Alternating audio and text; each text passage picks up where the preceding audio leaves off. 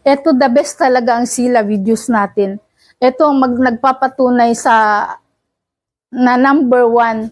At kung wala ito, hindi ko alam, baka nasa ospital na ako nagkaroon ng malay.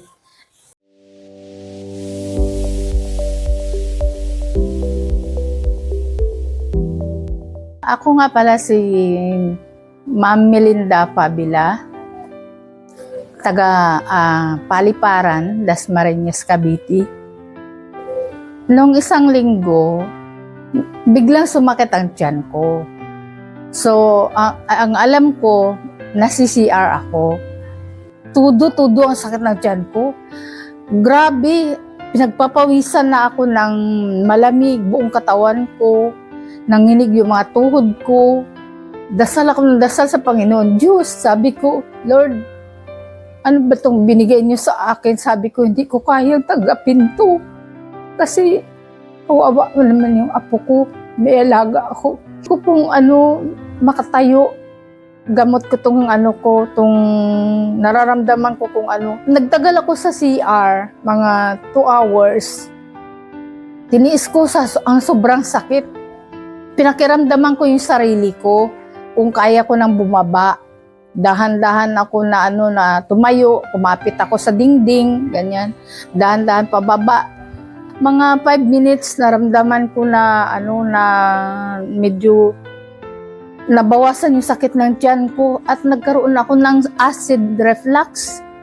Yun ang pinakamabigat sa lahat kasi parang umakyat na mula tiyan ko hanggang dibdib. Ngayon ang inaalala ko, baka mamaya hindi na ako makahinga, mahihirapan na ako huminga. Hindi ko na alam kung ano ang gagawin ko, nininervyos na ako. Naisip ko na kung ano ang igagamot ko sa sakit ng tiyan ko na grabe, hindi ko kayang, first time ko talaga na nagkaroon ng ganong katinding sakit. Naisip ko, mayroon pala akong Sila videos, kinuha ko doon sa tindahan. Dali-dali akong binuksan yung takip, ganyan. Tapos, nag-fill up ako ng tubig, kalahati, sinyek ko. Tapos, dinagdagan ko uli. Tapos, sinik ko na naman, sabay inom. Hindi ko na inano sa takal-takal. Tinungga ko na. Nung pagkainom ko ng juice, biglang bumaba. Yun doon ako nakaramdam ng gaan sa tiyan ko, tsaka dito sa dibdib ko. Ito the best talaga ang Sila videos natin.